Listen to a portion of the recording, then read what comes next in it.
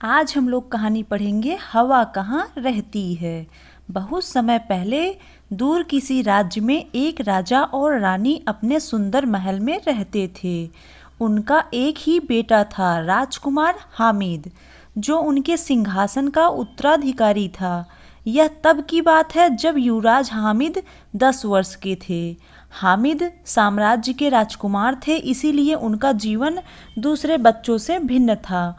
उनके कपड़े मखमली रेशम से बनते थे, उनकी पगड़ी में हीरे मोती जड़े थे, उनके जूतों में चमकदार और कीमती रत्न जड़े थे। सैकड़ों नौकर उनकी सेवा में हाजिर रहते थे। नौकर ही उनको कपड़े पहनाते, बाल बनाते, यहाँ तक कि उनके राजसी पाँवों में हीरे जवाहरात से जड़े जूते पहनाने को भी नौकर थे। भोजन के समय राजकुमार हामिद की पसंद के दर्जनों स्वादिष्ट व्यंजनों की कतार होती, मगर युवराज अक्सर चिढ़कर उन्हें एक तरफ कर देते थे या एक दो कौर मुंह में डालकर थूक देते। उन्हें डांटने फटकारने की बजाय नौकर उनकी इस हरकत को हंसकर टाल देते थे। राजकुमार हामिद साधारण बच्चों की तरह स्कूल भी नहीं जाते थे।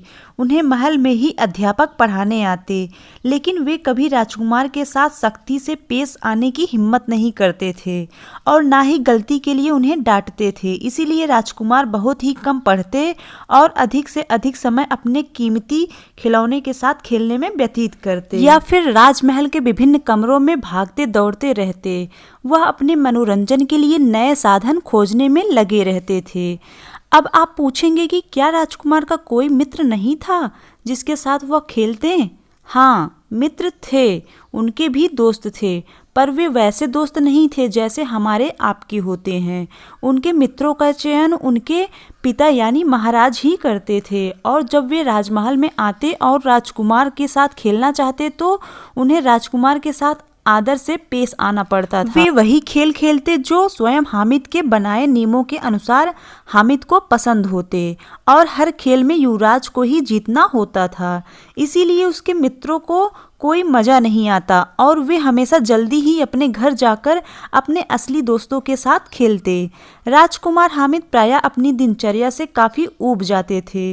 उन्हें न अपना पाठ याद करना होता और न ही घर पर पढ़ाई करनी होती थी। एक दिन तो जब नाश्ते के बाद खिलौनों से भरा बक्सा उनके सामने रखा गया तो वे बहुत खिन्न हो गए। राजकुमार हामिद ने वह डिब्बा अनिच्छा से एक तरफ सरका दिया और आक्रोश में अपने सेवकों से कहा कि वे उनके साथ राजमहल की मीनार तक दौड़ लगाएं। कहते ही राजकुमार ने अपना रेशमी गाउन ऊपर उठाया और हवा की तेजी से सीढ़ियां चढ़ने लगे। उसी क्षण सभी सेवक हाँफते हुए उनके पीछे भागे। जब वह ऊपर पहुंचे तो हामिद अपने इर्द गिर्द देखते हुए चिल्लाने लगे, मैं फिर जीत गया, मैं फिर जीत गया। ऐसा करके वो चिल्लाने लगे। उनके लिए यह शानदार जीत थी। फिर जैसे ही उनकी नज़र खिड़की से बाहर गई, वह एकटक उधर ही देखते रह गए। हामिद ने देखा कि हल्के गुलाबी रंग की इधर उधर डोलती एक पीली पूंछ वाली पतंग आकाश में हिचकोले खा रही थी, मतलब उड़ रही थी। युवराज हामिद पक्षी की तरह उड़ती नाचती ठुमकती पतंग पर मोहित हो गए। वह सुंदर चीज क्या है? हामिद ने अपने सेवकों से पूछा। युवराज, वह कागज की एक साधारण सी पतंग है, एक सेवक ने उत्तर दिया। यह शायद बाजार के पास रहने वाले किसी लड़के की है। यह मामूली सी चीज आपके ध्यान देने योग्य नहीं है, पर मुझे पसंद है। हामिद ने उनसे कहा, मीन्स अपने सेवकों से कहा कि मुझे पसंद है। मुझे उसका आकाश में लहराना अच्छा लगता है। मेरा एक भी खिलौना ऐसा नहीं कर सकता है। मुझे पतंग चाहिए, मुझे पतंग चाहिए और अभी चाहिए। युवराज ने अपने पैर पटकते हुए चिल्लाकर कहा। सेवकों ने भयभीत होकर एक दूसरे की ओर देखा, क्योंकि वे राजकुमार की जिद से भली भांति परिचित थे। स्पष्ट था कि शाही क्रोध उन्हीं पर उतरता, मतलब सेवकों पर उतरता। तभी हामिद ने चिल्लाते हुए कहा, मुझे वही पतंग चाहिए जो आकाश में उड़ रही है। डरते हकलाते सेवकों ने कहा, लेकिन लेकिन लेकिन ऐसे हकलाते हुए कहा, हमें पता नहीं कि वह पतंग किसकी है और उसे कहाँ से उड़ाया जा रहा है। सेवकों ने ऐसा कहा, लेकिन हामिद बोले, मैं नहीं जानता, मैं कुछ भी नहीं जानता। मुझे बस वही पतंग चाहिए।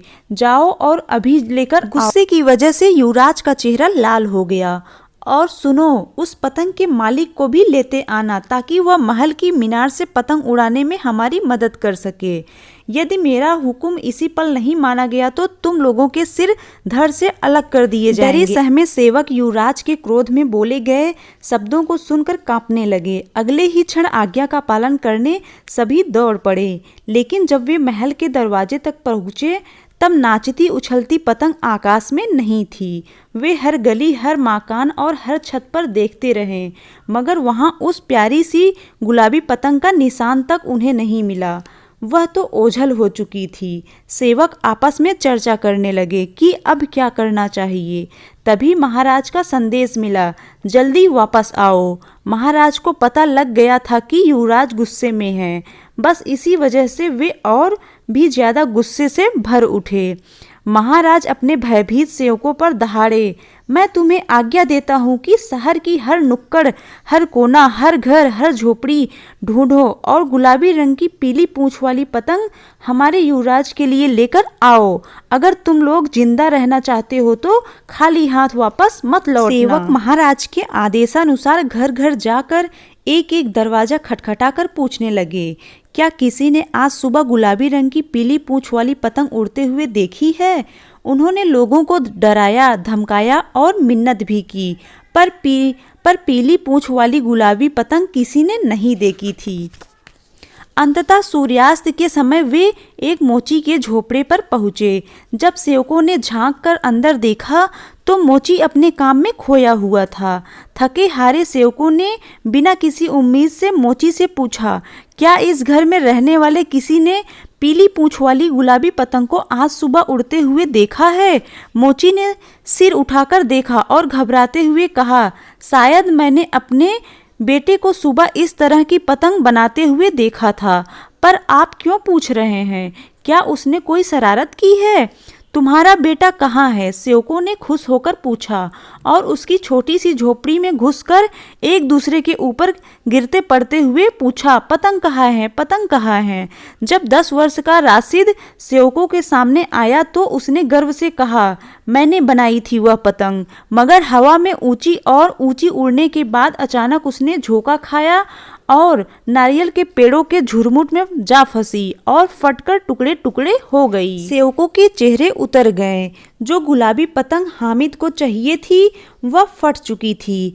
अब वे क्या करें? राशिद ने कहा, यदि आप चाहें तो मैं राजमहल में जाकर वैसी ही एक और पतंग बना सकता हूँ। इस प्रकार राशिद उस भव्य महल में पहुंचा और उसे महाराज और युवराज हामिद के सामने पेश किया गया। राशिद को देखते ही युवराज हामिद चिल्लाए, तुम्हारी पतंग कहाँ है? मुझे वो पतंग चाहिए। राशिद ने माफ़ी मांगते हुए कहा, मेरी पतंग नारियल के पेड़ों के झुरमुट में फंसकर फट गई है, लेकिन यदि आप चाहें तो मैं आपके लिए उससे भी बड़ी, मजबूत और सुंदर पतंग बना सकता हूँ। इससे पहले कि उनका जिद्दी बेटा कुछ कहे, महाराज ने कहा, ठीक है, पतंग बनाना शुरू करो। राशिद काम में जुट गया। पहले उसने पतली डंडियों के सहारे बाहरी ढांचा बनाया, फिर गुलाबी कागज को काट छांट कर सतर्कता से खींचकर ढांचे पर चढ़ाया, फिर उसे गोंद से चिपका दिया। राशिद पूरी रात काम करता रहा।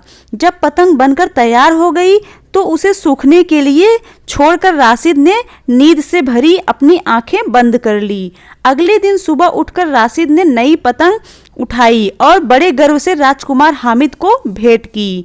काफी दिनों के बाद राजकुमार के चेहरे पर मुस्कान दिखाई दी। बहुत प्यारी पतंग है, युवराज बोले। फिर उत्सुकता से कहा, चलो महल की मीनार से उड़ाते हैं। क्या अभी उड़ाएं? इस समय पतंग नहीं उड़ सकती, राशिद बोले। आज हवा नहीं है। हवा नहीं है? क्या मतलब? युवराज ने माथे पर बल डालते हुए पूछा। मेरा मतलब है कि हम पतंग इसलिए नहीं उड़ा सकते क्योंकि उसके लिए हमें अच्छी और तेज हवा की जरूरत होती है जिससे पतंग उड़ सके, राशिद ने युवराज को बताया। और आज हवा नहीं है।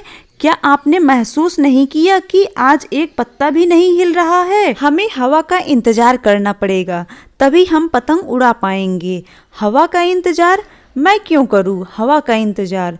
तुम करो इंतजार। युवराज ने गुस्से में चिल्लाते हुए कहा, मैं युवराज हूँ, मैं किसी का इंतजार नहीं करता। सब वही करते हैं जो मैं आज्ञा देता हूँ। ऐसा ही हवा को भी करना पड़ेगा। जब मैं चाहूँगा उसे चलना होगा। मैं उसे हुक्म दूंगा कि वह चले। हवा कहाँ रहती है, मुझे बताओ कि हवा कहाँ रहती है। राशिद डर गया, डर के मारे पीछे हटने लगा और हकलाते हुए बोला, मुझे नहीं पता युवराज। तुम्हें नहीं पता तो तुम्हें क्या पता है? हामिद गुस्से में चिल्लाने लगे। फिर पलटकर हामिद ने सेवकों से पूछा कि हवा कहाँ रहती है, पर कोई भी युवराज को बता नहीं सका कि हवा कहाँ रहती है। अब युवराज का क्रोध बढ़ने लगा। उसने जमीन पर पैर पटकने शुरू कर दिए, फिर जोर जोर से चिल्लाकर जमीन पर लेट गए। उनकी तेज आवाज से छतों के झूमर और दीवारों पर टंगी पेंटिंग हिलने लगी। यह सब सुनकर महाराज और महारानी अपने महल से निकलकर हामिद की ओर भागे। हवा कहाँ रहती है? उन्होंने हामिद की गुस्से से भरी चिल्लाहट सुनी। तुम सब में से एक को भी इतनी छोटी सी बात क्यों नहीं मालूम है? क्या तुम सब मूर्ख हो? अभी पता करके हवा के घर जाओ और उसे एकदम से चलने का हुक्म दो। महाराज ने अपने बुद्धिमान सलाहकारों को सभा में बुलाया। उन्होंने पूछा, हवा कहाँ रहती है? मेरे संदेशवाहक जाकर उसे आदेश देंगे कि वह मेरे बेटे की खुशी के लिए फौरन तेज गति से चलने लगे। बुद्धिमान सलाहकार एक दूसरे को देखने लगे। अपने सिर खुजलाते हुए वे यह दर्शा रहे थे मानो बहुत गंभीरता से विचार कर रहे हों, लेकिन उनमें से कोई एक शब्द भी नहीं बोल रहा था। महाराज चिल्लाए, मुझे जल्दी बताओ, नहीं तो मैं तुम्हारे सिर कलम करवा दूंगा। एक बुद्धिमान सलाहकार बोला, महाराज मैं जानता हूँ कि हवा कहाँ रहती है। वह रेगिस्तान में रहती है। आपने देखा नहीं कि हवा वहाँ कितने रोष से चलती है और तूफान का रूप लेकर रेत से पूरे आकाश को ढक देती है। महाराज ने आज्ञा दी, जाओ रेगिस्तान जाओ और हवा को तलाश करो। हवा को बताओ कि हमारे राजा की आज्ञा है कि हामिद की जब भी इच्छा हो वह चलने लगा करे। जैसे ही वह सलाहकार तेजी से कमरे से बाहर निकला कि दूसरे सलाहकार ने कहा, महाराज हवा रेगिस्तान में नहीं रहती, वह तो समुद्र में रहती है। आपने देखा होगा कि वह पानी में कितनी तेजी से चलती है और समुद्र के पानी को बड़ी बड़ी शक्तिशाली लहरों में बदल देती है। ठीक है, तुम समुद्र की तरफ जाओ और हवा को तलाश करो। राजा ने आज्ञा दी। जब हवा मेरा हुक्म सुनेगी तो युवराज हामिद की खुशी के लिए चलने लगेगी। जब दूसरा बुद्धिमान सलाहकार चला गया तो तीसरा बोला, महाराज असल में मैंने देखा है कि हवा कहाँ रहती है। यह पहाड़ की चोटी पर रहती है। इसकी शक्तिशाली सांस, चीख और गर्जन बर्फीला तूफान पैदा करती है। क्या मैं जाकर हवा को आपका आदेश सुनाऊं? महाराज ने अधीर होकर हाँ में सिर हिलाया और अभी तक गुस्से में बैठे अपने बेटे को शांत करने के लिए चल दिए। उन्होंने बोला, मेरे बेटे, उन्होंने प्यार से कहा, मैंने अपने बुद्धिमान सलाहकार उन सभी जगहों पर भेज दिए हैं जहां हवा रहती है। जब हवा हमारा शाही आदेश सुनेगी तो वह एकदम से चलने लगेगी और फिर तुम अपनी पतंग के साथ खेल सकोगे। राशिद, जो राजकुमार हामिद की नाराजगी का कारण था, उसे महल से भेज दिया गया। राशिद बड़बड़ाया, मैं अब कभी युवराज का मुंह नहीं देखूंगा तो अच्छा है। उस खिन्नचित्त और क्रोधित स्वभाव वाले राजकुमार से पीछा छुड़ाकर राशिद बहुत खुश हुआ था, लेकिन ऐसा नहीं हुआ। एक सप्ताह बाद ही एक सुबह जब राशिद गहरी नींद सो रहा था तो महाराज के सेवकों ने उसकी झोपड़ी का दरवाजा जोर जोर से खटखटाया। जैसे ही राशिद ने नींद भरी आंखों से टकटकी बांधे उन्हें देखा तो सेवकों ने राशिद को तख्ती से पकड़ा और घसीटते हुए दरवाजे तक ले गए। तुम जल्दी महल में चलो, राजकुमार हामिद तुमसे मिलना चाहते हैं, उन्होंने कहा। जब वे महल में पहुंचे तो राजकुमार हामिद हाथ में गुलाबी पतंग लिए उतावले होकर तेजी से सीढ़ियों पर चढ़कर उतर रहे थे। देखो, युवराज विजयी भाव से चिल्लाए, देखो हवा चल रही है। यह जरूर मेरे पिता की आज्ञा से चली है और हवा सचमुच चल रही थी, परंतु बहुत तेज और शोर करती हुई हवा चल रही थी, जिससे महल के दरवाजे और खिड़कियां गड़गड़ कर रहे थे। लोहे के दरवाजे भी जोर से खुल बंद हो रहे थे। मैं नहीं जानता कि हम इस हवा में पतंग उड़ा सकेंगे या नहीं, राशिद ने डरते हुए कहा। यह बिल्कुल क्रोधित तूफान जैसी है। मुझे लगता है कि हम ऐसी हवा में पतंग से नहीं खेल पाएंगे। हमें शांत और प्रसन्नचित्त हवा की ज़रूरत है। मुझे परवाह नहीं कि हवा कैसी है, राजकुमार हामिद चिल्लाए। मत भूलो कि मैं राजकुमार हूँ और मेरा हर हुक्म हवा को मानना पड़ेगा।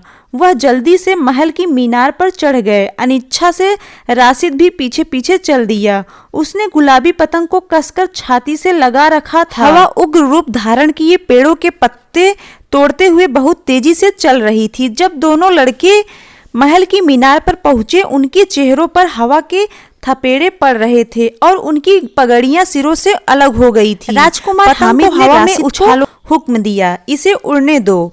नहीं, पतंग फट जाएगी, राशिद ने तर्क किया और पतंग को छाती के और पास चिपका लिया। यदि तुम पतंग को नहीं उड़ाओगे तो तुम्हें यहीं से नीचे फेंक देंगे, राजकुमार हामिद ने धमकी दी। अब राशिद ने अपनी भौहें खोलकर फैला दी। उसी क्षण तेज हवा ने झपटकर निर्दयता से उस पर प्यारी सी पतंग के चिथड़े उड़ा दिए। देखिए आपने क्या किया, आंखों में आंसू भरकर राशिद ने हामिद पर दोष लगाया। काश आपने मेरी बात मान ली होती। मैं तुम्हारी बात क्यों मानूं? राजकुमार हामिद तिरस्कार से हंसे। तुमने अच्छी पतंग बनाई ही नहीं जो यह इतनी आसानी से फट गई। मैं तुम्हें दिखाऊंगा कि हवा में पतंग उड़ सकती है। उसने ताली बजाई। जैसे ही सेवक भागकर आए, राजकुमार हामिद जोर से चिल्लाए, जल्दी बाजार जाकर मेरे लिए पतंगे लेकर आओ। अच्छी से अच्छी पतंगे लाना। कुछ ही मिनटों में सेवक हाथों में बहुत सी पतंगे उठाकर ले आए। उनमें से कुछ पतंगे चौकोर थी, कुछ हीरे के आकार की थी, कुछ लालटेन जैसी थी, तो कुछ मछली और ड्रैगन के आकार की थी। जितने अधिक रंग हो सकते थे पतंगों में से वे सभी थे। राशिद का मन पतंगों को देखकर ललचा रहा था। सेवक एक एक करके पतंग राजकुमार हामिद के हाथ में पतंग दे रहे थे और वह उसे हवा में उड़ाने की कोशिश कर रहे थे, लेकिन तेज हवा के कारण वह कुछ नहीं कर पा रहे थे। एक एक करके सभी पतंगे फटकर चिथड़े हो रही थी। राशिद की डरी डरी आंखें टुकड़े टुकड़े होती पतंगों को देख रही थी, लेकिन जिद्दी राजकुमार हवा से कब हार मानने वाले थे। अंत में राशिद ज्यादा नहीं सह पाया। वह तेज आवाज में बोला, रुकिए। अपनी भौहें फैलाकर राजकुमार हामिद को पीछे धकेल दिया। जैसे ही राजकुमार हामिद लड़खड़ा कर पीछे हुए, राशिद ने उनकी तरफ घूंसा ताना और गुस्से से पैर पटक। यह सब देख राजकुमार हामिद का मुंह खुला रह गया। उनके पास शब्द नहीं थे। राशिद पूरे जोर से चीखा, मुझे परवाह नहीं कि तुम राजकुमार हो। मैं समझता हूँ कि तुम बिगड़े हुए, घटिया और मूर्ख लड़के हो। हर कोई जानता है कि हवा अपनी मर्जी की मालिक होती है। वह किसी का हुक्म नहीं मानती, चाहे वह राजा हो या राजकुमार। जब तक हवा ऐसी तूफानी रहेगी, तुम पतंग उड़ाने में असफल रहोगे। तुम कितनी भी कोशिश कर लो, कितनी ही पतंगे फाड़ लो, लेकिन एक भी पतंग नहीं उड़ा पाओगे। अचानक राशिद चुप हो गया। उसने महसूस किया कि वह बहुत ज्यादा कह गया है। युवराज हामिद चुपचाप खड़े रहकर उसे घूरते रहे। राशिद बहुत अच्छी तरह जानता था कि उसके बोले शब्दों का बाद में उसे क्या फल मिलेगा।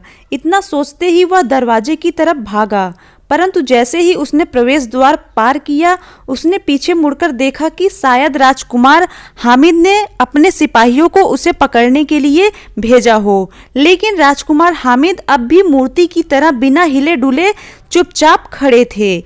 चारों तरफ फटी हुई पतंगों से घिरे हामिद की आंखों में राशिद ने आंसू भी देखे। उस रात जब राशिद बिस्तर पर लेटा था तो उसे वह गहरी उदासी याद आई जो उसने महल से भागते समय हामिद के चेहरे पर देखी थी। यह याद आते ही वह अशांत हो गया। आखिर राजकुमार हामिद भी तो उसी की तरह सिर्फ 10 साल के थे और पतंग न उड़ा पाने के कारण निराश हो गए थे। राशिद ने निश्चय किया कि वह राजकुमार से जाकर मिलेगा। अगले दिन सुबह उसने एक और पतंग बनानी शुरू कर दी। उसने अपनी पूरी बुद्धि का प्रयोग कर बड़ी सावधानी से इतनी सुंदर पतंग बनाई जैसी उसने पहले कभी नहीं बनाई थी। पतंग गुलाबी, नीली और सफेद रंग की थी। उसकी लहराती हुई लंबी पूंछ थी। राशिद ने उस पर चांदी जैसे सितारे लगाए जो सूरज की रोशनी में चमक रहे थे। इस कार्य में पूरा 1 सप्ताह लग गया, लेकिन जब पतंग बनकर तैयार हो गई तो राशिद पतंग से पूर्णतः संतुष्ट था। महल से भागने के 8वें दिन राशिद हाथों में अपनी नई पतंग पकड़े हुए फिर महल के मुख्य द्वार पर था। द्वारपालों की आंखें उसे शत्रु की तरह घूरने लगी, क्योंकि उन्होंने भी उसे चिल्लाते हुए सुना था। यद्यपि राशिद डर से कांप रहा था, फिर भी वह साहस करके बोला, मैं राजकुमार हामिद से मिलने आया हूँ। मैं उनके लिए उपहार लाया हूँ। राशिद एक द्वारपाल के साथ राजकुमार हामिद के सामने पेश हुआ। राजकुमार ने सावधान होकर राशिद को देखा, लेकिन वह कुछ बोले नहीं। राशिद ने नीचे झुकते हुए कहा, आदरणीय युवराज, मैंने आपके लिए एक नई पतंग बनाई है।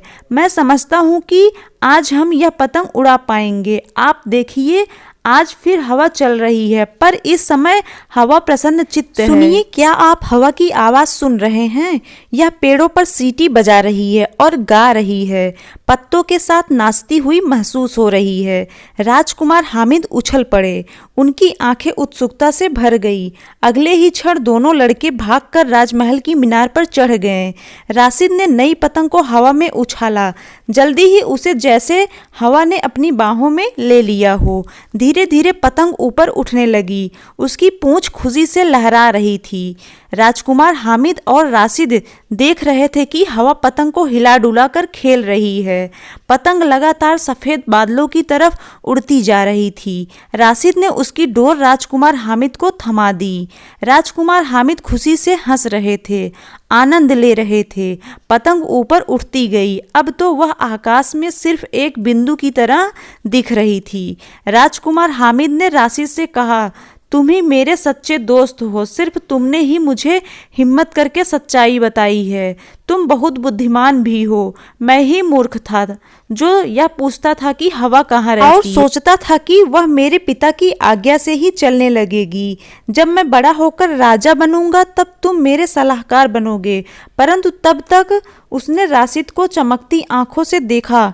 हम दोनों हवा के चलने का इंतजार करेंगे। इस कहानी में आपको कौन सा पात्र सबसे अच्छा लगा? कमेंट सेक्शन में कमेंट करके जरूर बताइएगा। मिलते हैं नेक्स्ट वीडियो में नई कहानी के साथ। तब तक के लिए गुड बाय।